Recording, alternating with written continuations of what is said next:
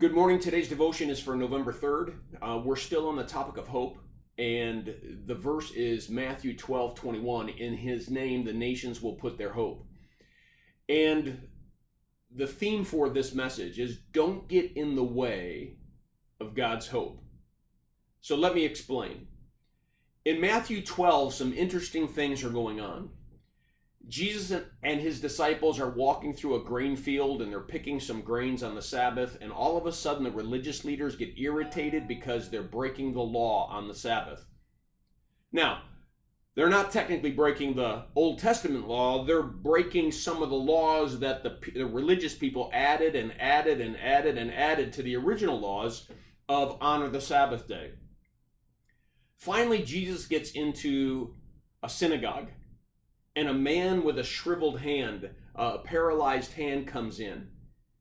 And Jesus has him stand in front of everyone, and he says to all the religious leaders, is it right to do good or to do evil on the Sabbath?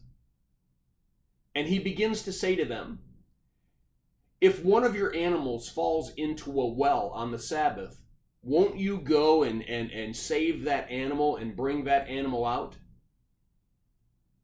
And the people remained silent. They refused to answer the question.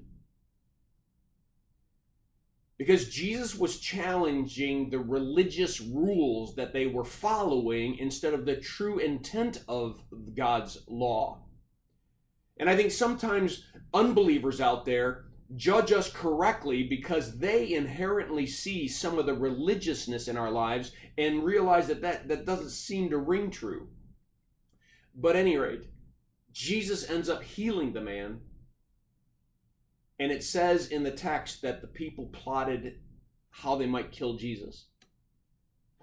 Here he is, bringing mercy and grace and salvation and redemption and healing on the Sabbath, which is exactly the kinds of stuff that should happen on the Sabbath day, and they get angry because somehow that was against all the rules that they had created. Hence the theme, don't get in the way. Is it possible that we're getting in the way of the very hope that God wants us to have, that we're getting in the way, we're blocking God's ability to bring us the grace, mercy, peace, hope, healing that he desires to provide for us?